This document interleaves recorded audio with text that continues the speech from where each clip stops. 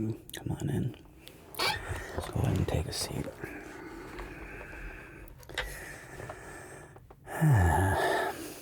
Lovely to see you today. And before I begin,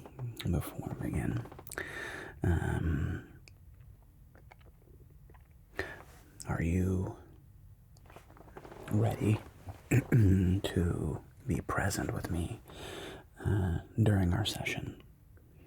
Can you put whatever is happening in your life, in the world, to the side, and give yourself permission to fully be here, present with me for our session? Yeah? Okay, cool. So, go ahead and just put your feet flat on the ground there. Okay, hands on your lap. Alright. You can look at me if you want to. You can close your eyes. You can look away. It really doesn't matter. Whatever you want to do. And let's take a nice deep breath. Let's breathe in through the nose and out the mouth.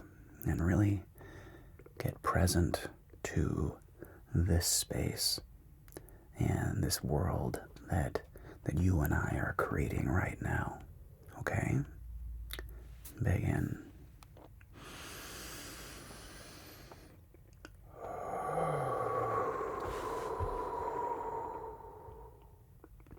Nice. And let's do it again. Breathe in.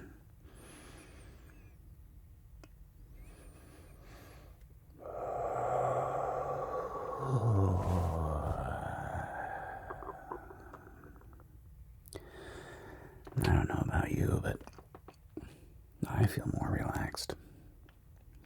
You do too. Yeah. Good. That's perfect. It's perfect. And check in with your body. Okay. I want you to notice the temperature of the room. Notice if it feels warm or cool. Just notice. Maybe it doesn't feel like anything. Notice. Notice where you're connecting to the ground right now. Your feet, your thighs, your back. Just notice where you're connecting to the ground.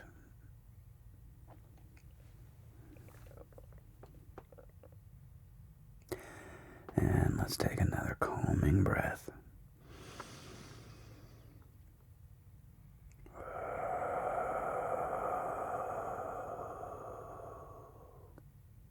Perfect. You are doing great. But you've always been very good at getting present in our sessions, which I really appreciate. It's funny, I remember when I first heard or discovered that people lied to their therapist. I was very surprised by this initially, because it's so counterintuitive. Not even counterintuitive. It's just not useful, you know. It's like tricking, the person that's trying to help you. It's like tricking your doctor. Like, ooh, I know how I'm gonna pull the wool over on my doctor. I'm not gonna tell them all my symptoms. Haha, that'll show my doctor. It's like, okay. And I know that, as I'm saying, I don't get any of that sensation with you. I feel like we have a very open and powerful relationship, you and me. It's been really fun getting to know you and hearing about your life and sharing my own stories with you. It's been a delight. So thank you for being a wonderful patient, a wonderful client. And I hope we get to continue this. And you were mentioning in your email that you've been having more anxiety lately. And, well, who amongst us can't relate to that, right? It was funny, I was just listening to a podcast, and there was a story of Dax Shepard. You know who Dax Shepard is? He's married to Kristen Bell, I think. Anyway, he's an actor, and he was telling the story about going on a mandate with Matthew McConaughey, and one of the things that Dax was saying is how, you know, McConaughey was basically everything that he would have wanted him to be, you know? Just this like what would it be like to walk in his shoes for a day where, like, he just feels so comfortable in his skin. Like, he is so sure of who he is, you know? And what that must be, it must be interesting, you know? But for the rest of us mortals, you know, we get to experience, and I'm sure that's not fair, you know. That's one thing that's very true. You know, we can be on the outside, and we look in, or we look at people. It's probably one of the things that's causing us anxiety, because we spend a ridiculous amount of time looking at people who we don't know, will never meet, have no impact on our daily life, but we spend an inordinate amount of time looking at, watching, listening to them. Instagram, Twitter, I guess Facebook, you know, TikTok, you know, whatever we're using. And of course the reality is, it's not in any way, shape, or form the actual picture of who that human is. It's completely curated. And I remember I had an interesting experience as a young man. I remember, this is like early 90s, mid 90s, 94, 93, 1993, 1994, a teenager. This is the beginning of the internet. And this is like before social media. There were chat rooms. You guys go to these chat rooms and just talk to people. That's actually how I learned how to type, was in chat rooms. And I remember I saw a photograph of this guy. I remember his name. He was turned out he was became kind of famous, and his name was I think he's still alive. Matthew Felker. Yeah, Matthew Felker. And I'm a young man, and I saw this picture of this guy, and he was gorgeous. He was beautiful, man. He was like, it was a black and white photograph, and he had this like beautiful kind of like blonde, like very Brad Pitt and Legends of the Fall hair. If you remember that look, oh God, I wanted that look when I was a young man so bad. That's the tendril of like long blonde hair just kind of caressing your face, and just being able to pull it back like a messy ponytail, and just be like, be that guy.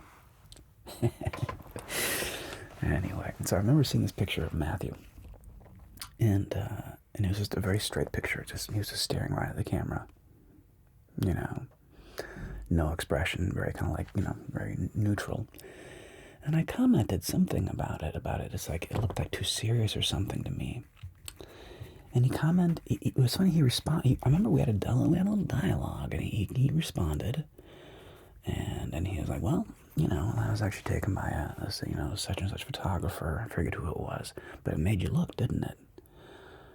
And I was like, you know what, you're right. Like, you know, regardless of whether or not I think it, like, whatever, I looked at it, and it made me, like, connect with that photograph. And then he said, and I'll always remember this, and he said, you know, remember, perception is not reality. Perception is not reality. And again, I didn't know who he was at the time. I think he dated like Britney Spears or something.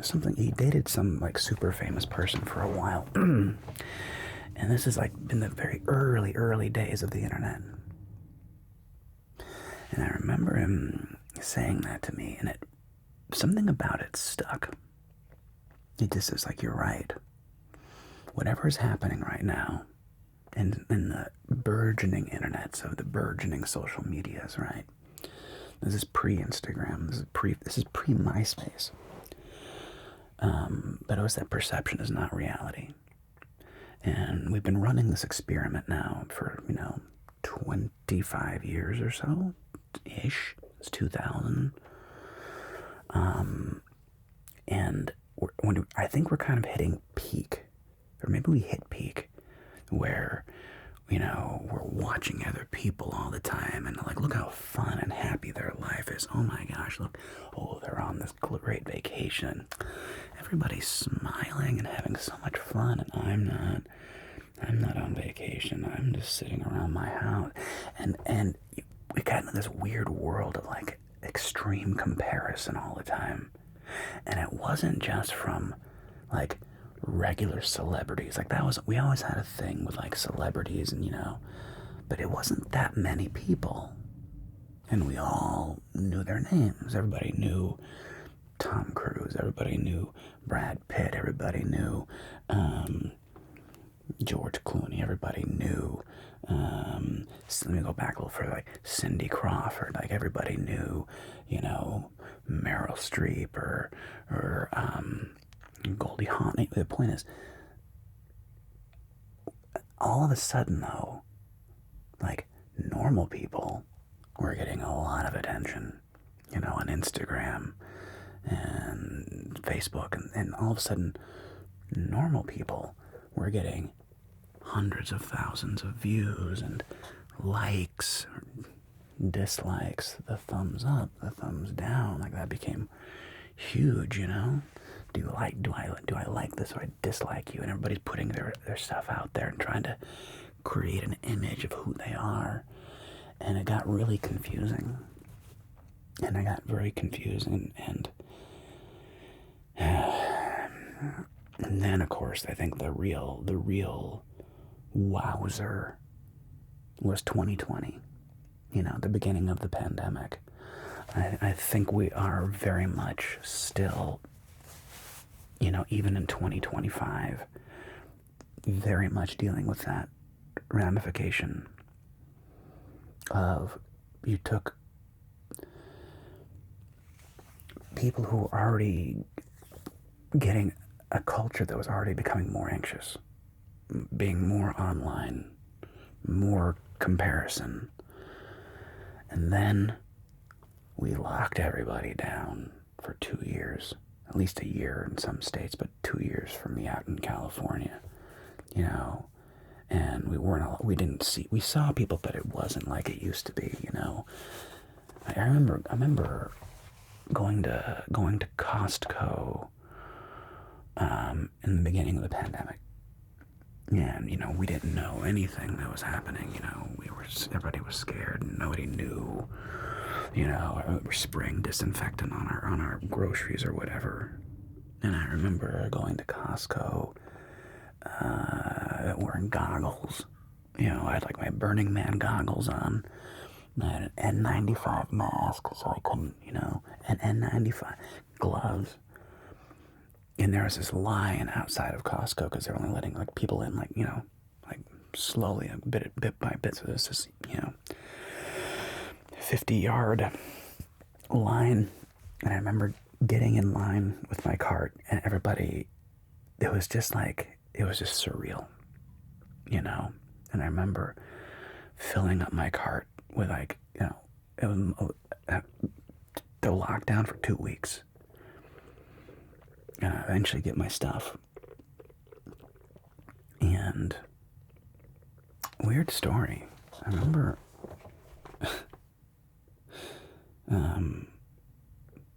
I got back to my car, and I'm putting the groceries in my car, and I got a couple cases of Chardonnay for my wife and I. We're going to be on lockdown here for a couple of weeks.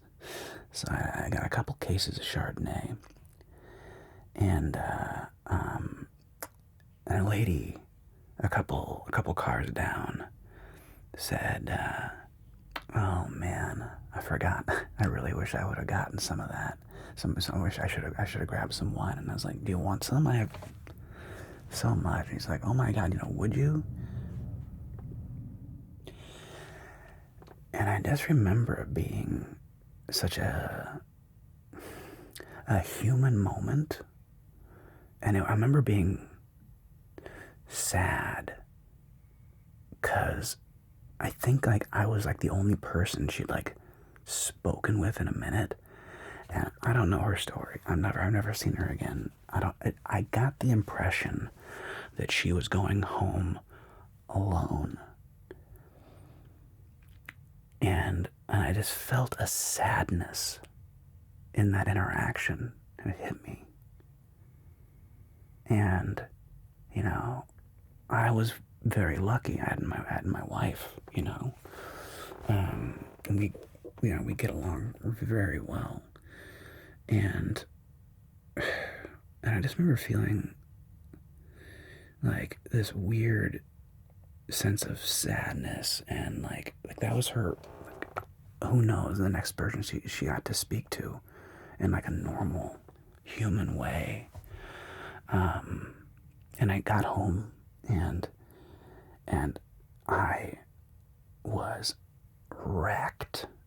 I remember getting home, and after unloading the groceries, I told my wife the story of this lady, and I just remember just feeling a deep exhaustion in my bones. It was wild. That level of anxiety and that level of just that fear and then isolation. And then, 2 weeks became 2 years. And it just made everything worse. And I think we're still recovering from that.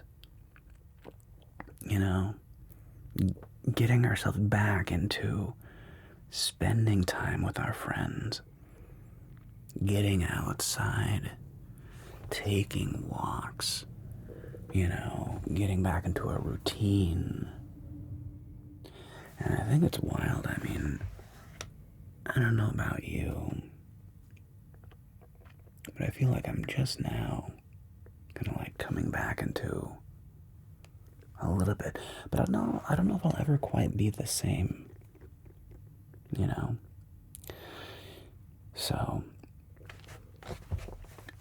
anxiety, it's the fear of not knowing what tomorrow is going to bring, right? Depression is grieving over past behaviors and actions.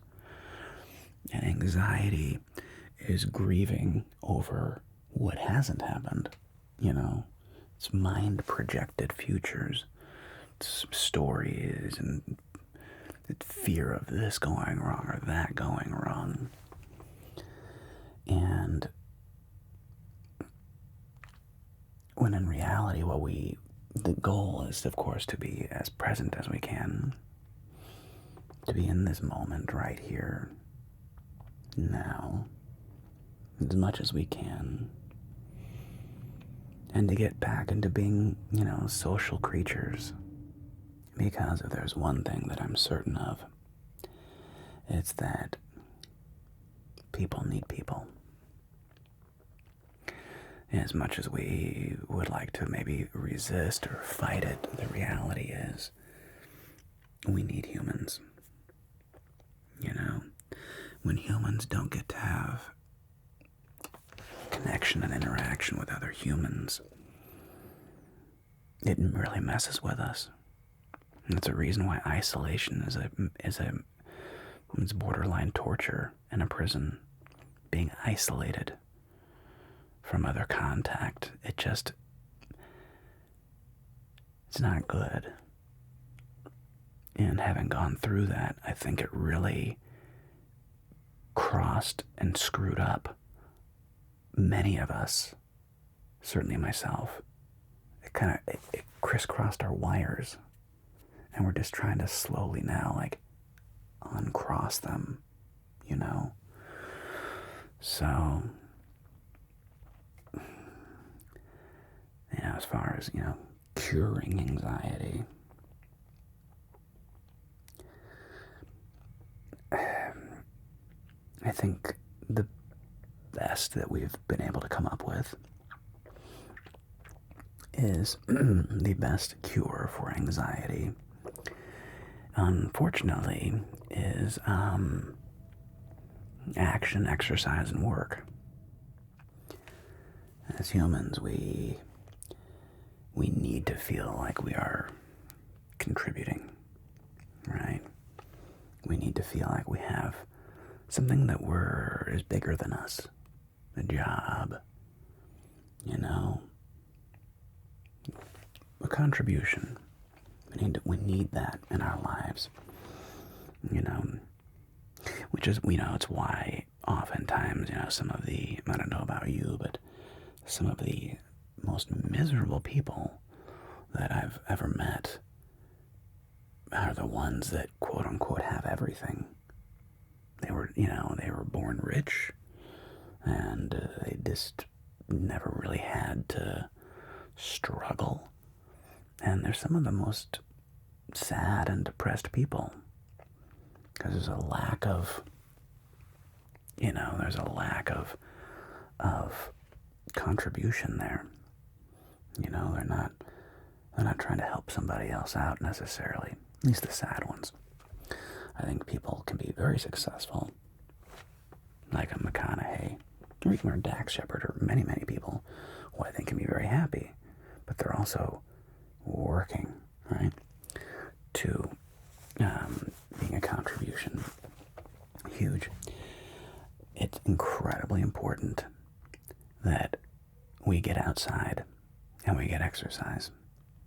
It is, I think, one of the banes of modern existence that many of us sit and work in front of a computer for hours and hours at a time without getting out, taking a walk in the sunshine,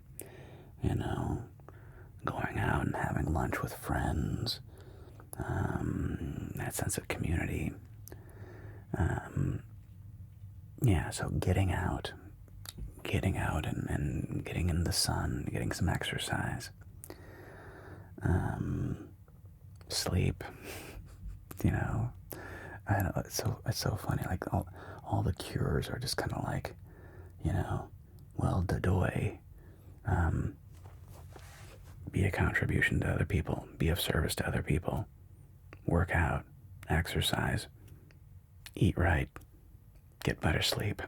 It's like there's no, the problem with anxiety is there's no magic cure. There's really not a pill you can take, because you're just if you get prescribed, like benzos or something, benzodiazepine or any, they're just masking the issue, right? You're just kind of numbing out. You're just numbing out the problem as opposed to helping it, And unfortunately, it's kind of like, the kind of the Ozempic craze right now. It's like, oh, I can just take a pill. And don't get me wrong, I think the same with anxiety meds. I think some people should 100% take medication. I'm not anti-medication. I think some people should 100% take Ozempic or do, be on something like this. But for a lot of people, the pill is a substitute for the actual work that needs to be done. So, yeah, what's the old expression, there's no free lunch in life. So, yeah. Oh, the joys of anxiety. So, I guess, okay, I've been monologuing. So, your homework is going to be what? How can you be of better service to somebody? Is there something you can, is your job satisfying? How's your work? Yeah? Okay. So,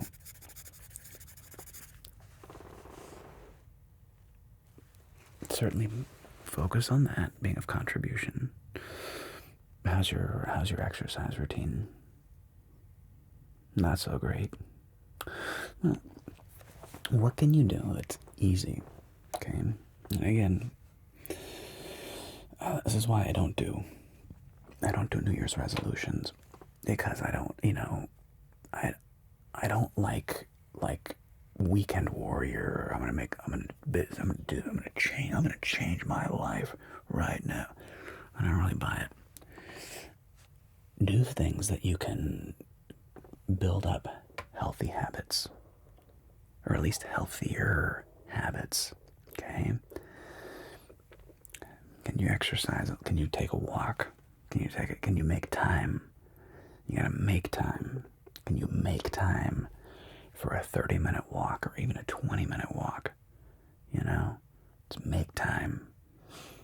I'll tell you, when I do my exercising, having a dog for me is good, because having Lucy really motivates me to, get out and take her for a walk or a jog. But the part that I hate doing, hate's a strong word, but I really don't like doing the calisthenics afterward.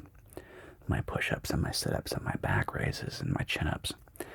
And I just have to just suffer through it. And it only takes like 10 minutes, But it's amazing the amount of resistance I have to it.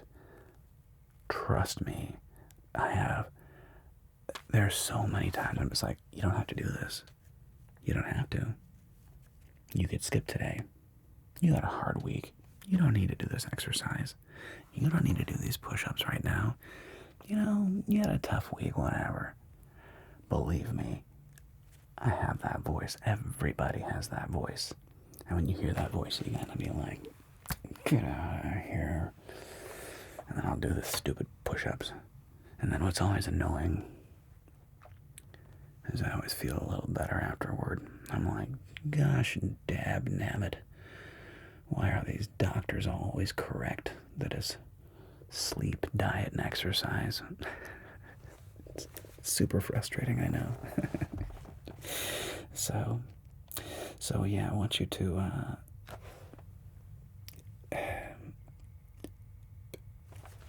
even just 10 minutes, 5 minutes of stressing yourself, doing some squats, some lunges, some push-ups, some chin-ups, can actually have a huge, long-lasting impact. Okay, and there's no way to skip that. You just have to do it. Yeah, I know. So can you do that? Yeah. And the sleep we've talked about, go to bed at the same time, try to get up at the same time as much as possible. Aim for 8 hours. 7 is good. 6. Really try to give yourself 8 hours to be in bed. Yeah. And start with that. We're gonna start with that. And hopefully, as we get more, as life, as the world is continually returning to normal, if you will, is to also go out and spend time with your friends if you can. Make an effort, make an effort to. The hard part is leaving the house. I get it. The hard part is getting out the door sometimes. But I almost never regret it when I do. Almost never. You know what I mean? Yeah. Getting that human connection. Spending time with friends. But you can do that. You made it here today just fine. Okay? Alright.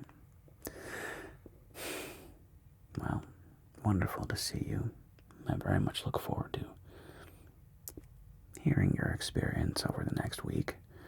And tell me if you're able to get better sleep, get a little exercise, go out and see some friends, get some of that sun on your face, that vitamin D exposure, and be of service to somebody else. And I want you to continue to be a contribution, because you already are. You're a huge contribution. So I want you to keep that up, okay? Alright. Okay. Well, enjoy the rest of your day.